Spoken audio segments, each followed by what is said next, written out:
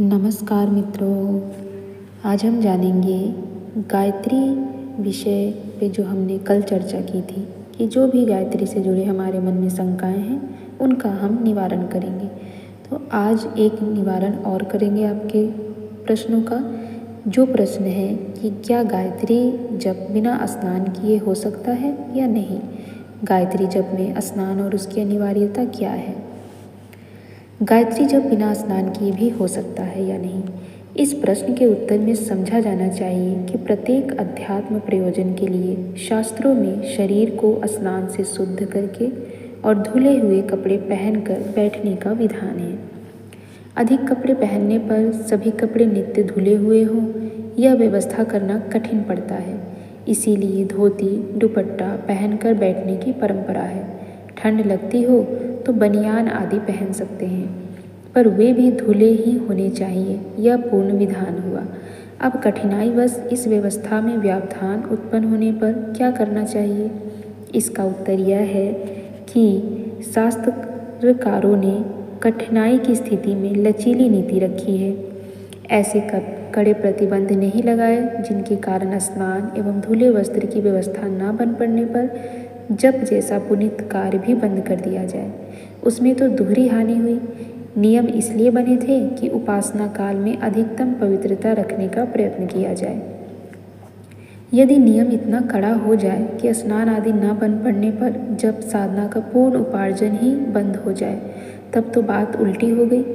नियमों की कड़ाई ने ही साधना उपासना कृत्य से वंचित करके कठिनाई का हल निकालने के स्थान पर रही बची संभावना भी समाप्त कर दी। जो आधा अधूरा लाभ मिल सकता था उसकी संभावना भी समाप्त हो गई।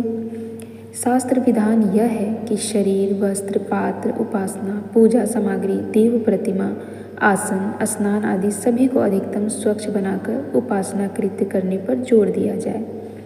इसमें आलस्य प्रमाद को हटाने और स्वच्छता को उपासना का अंग मानने की बात कही गई है।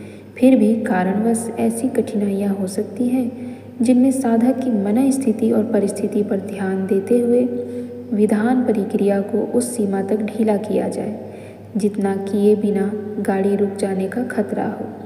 स्वच्छता की नीति पूरी तरह से समाप्त नहीं करनी चाहिए, पर जहाँ तक अधिकाधिक संभव हो उतने कराने की ढील देकर क्रम को किसी प्रकार गतिशील रखा जा सकता है। रुग्णता दुर्बलता से ग्रसित व्यक्ति स्नान की सुविधा न होने पर हाथ पैर मुंह धोकर काम चला सकता है। गीले तौलिए से शरीर पोंछ लेना भी आधा स्नान माना जाता है।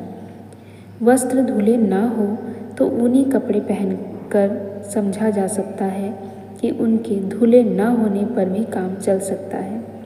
यों मैल और पसीना तो ऊन को भी स्पर्श करता है और उन्हें भी धोने की या धूप में सुखाने की आवश्यकता पड़ती है, पर चूंकि उनके बाल गंदगी को अपने अंदर नहीं सोखते, वह बाहर ही चिपके रह जाती है।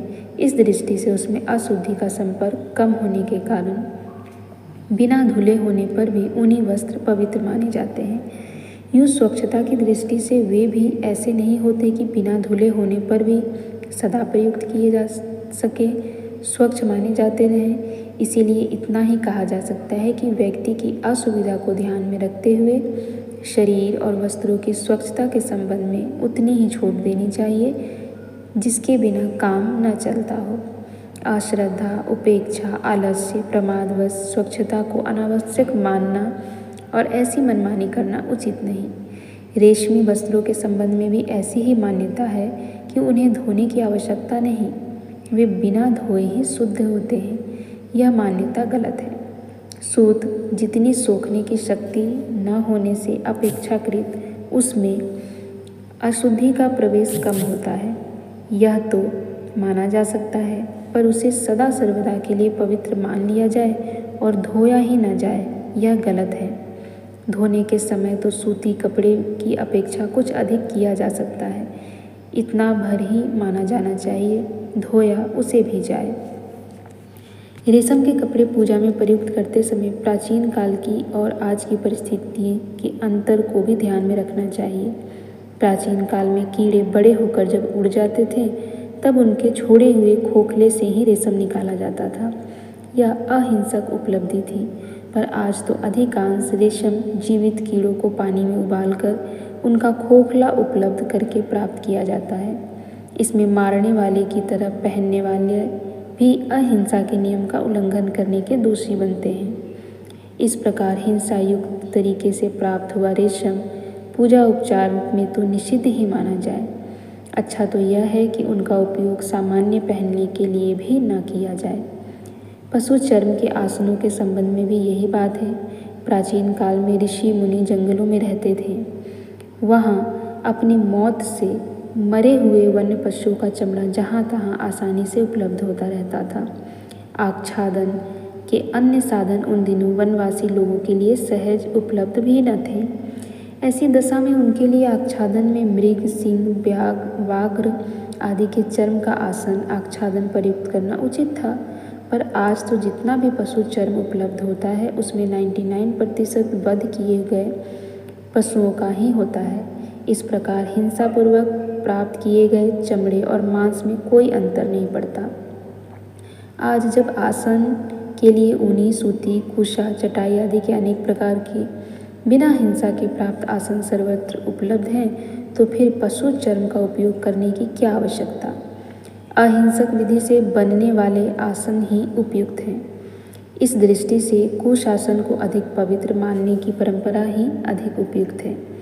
धोना ना बन पड़े तो भी धूप में सुखाकर आच्छादनों को पवित्र करने का शुद्धिकृत तो चलते ही रहना चाहिए।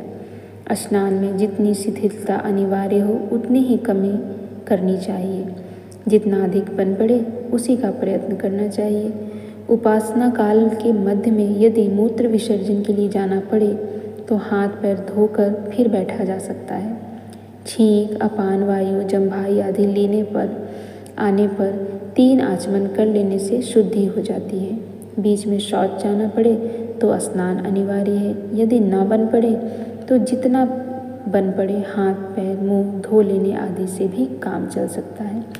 तो हमने जाना कि स्नान की अनिवार्यता क्या है, किस किस कंडीशन में किस प्रकार की हम उपयोगिता कर सकते हैं और किस प्रकार से हम इस बात को महत्व दे सकते हैं।